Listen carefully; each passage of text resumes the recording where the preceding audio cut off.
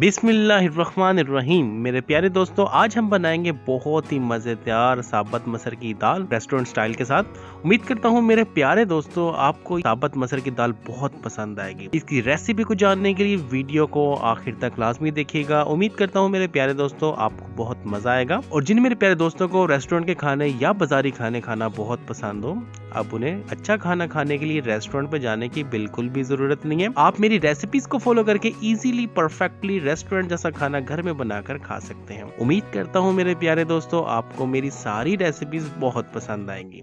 तो वीडियो को स्टार्ट करने से पहले मेरी आपसे गुजारिश है कि मेरे चैनल को सब्सक्राइब कर दें और बेल आइकन पे क्लिक कर दें ताकि मेरी हर आने वाली नई वीडियो का नोटिफिकेशन आप तक बआसानी पहुंचता रहे। तो शुरू करते हैं अपनी रेसिपी को। तो प्यारे दोस्तों, मसर बनाने के लिए हमने 1 पाव मसर को पानी में भिगोकर तकरीबन आधे घंटे के लिए रख दिया था। इसमें डालेंगे दोस्तों हम कुछ मसाले, 1 टीस्पून दारा मिर्च, 1 टीस्पून लाल मिर्च, हाफ टीस्पून हल्दी और 1 टीस्पून हम इसमें डालेंगे खुश्क धनिया पाउडर। इसमें डालेंगे दोस्तों हम 1 टेबलस्पून अदरक और लहसुन का पेस्ट और दोस्तों हम इसमें डालेंगे तकरीबन 1 टीस्पून पिसा हुआ गरम मसाला। तो प्यारे दोस्तों, आपने सारा सामान इस तरीके से ले लेना है। तो प्यारे दोस्तों, अब लेते हैं एक प्रेशर कुकर और प्रेशर कुकर में हम डालेंगे 3 गिलास पानी और 3 गिलास पानी डाल के दोस्तों हम इसमें डाल देंगे मसर को। आपने मसर को आधे घंटे के लिए पानी में भिगो कर रख देना है। उसके बाद हम इसको प्रेशर कुकर में डाल देंगे और प्रेशर कुकर में डालने के बाद दोस्तों हम सारे मसाले इसी में डाल देंगे और मसाले डालने के बाद दोस्तों हम इसमें डालेंगे गरम मसाला,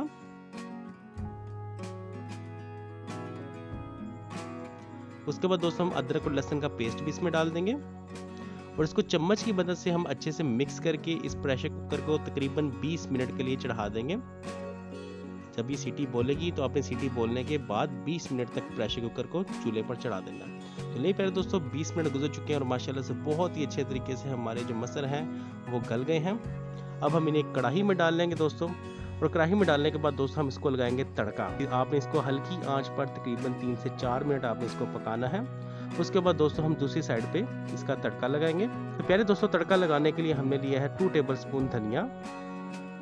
हम इसको ऊपर गार्निश करेंगे और तकरीबन 2 हरी मिर्च हमने इस तरीके से मोटी मोटी काट ली हैं। तो इसमें हम डालेंगे दोस्तों तकरीबन 1 टीस्पून जीरा और 2 पत्ते और इसमें डालेंगे दोस्तों हम लहसुन तकरीबन हमने 1 टेबलस्पून लिया है, 3 से 4 पीस। तो प्यारे दोस्तों, अब लेते हैं एक पैन और पैन में हम डालेंगे तकरीबन आधा कप ऑयल और आधा कप ऑयल डालने के बाद हम उसमें डाल देंगे लहसुन को और लहसुन का दोस्तों आपने तकरीबन 3 से 4 मिनट तक अच्छे से फ्राई करना है ऑयल में और ये गोल्डन कलर का जब हो जाएगा दोस्तों तब हम इसके अंदर डाल देंगे जीरा।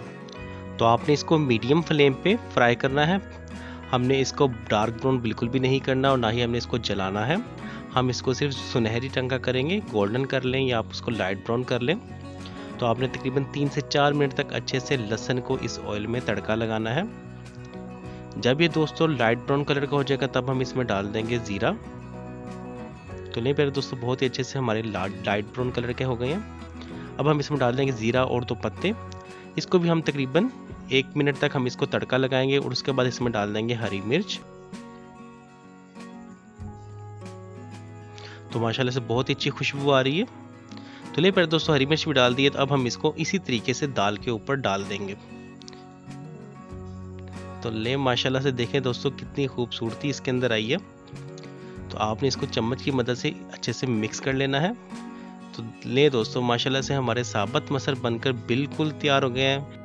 तो मेरे प्यारे दोस्तों, आपको ये साबत मसर की रेसिपी कैसी लगी मुझे कमेंट सेक्शन में ज़रूर बताइएगा। मैं अपने प्यारे प्यारे दोस्तों के प्यारे प्यारे कमेंट्स बहुत शौक़ से पढ़ता हूँ। हमें शुक्र अदा करना चाहिए उस ज़ात का जिसने हमारी ज़िंदगी में इस तरह की नेमतें, इस तरह की लज्जतें नाजिल की।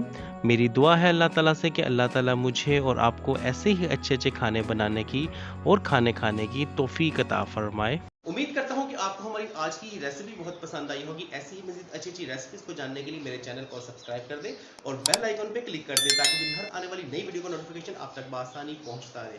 तो मिलते हैं इंशाल्लाह नेक्स्ट वीडियो में, तब तक मुझे दीजिए इजाज़त। अल्लाह हाफिज़।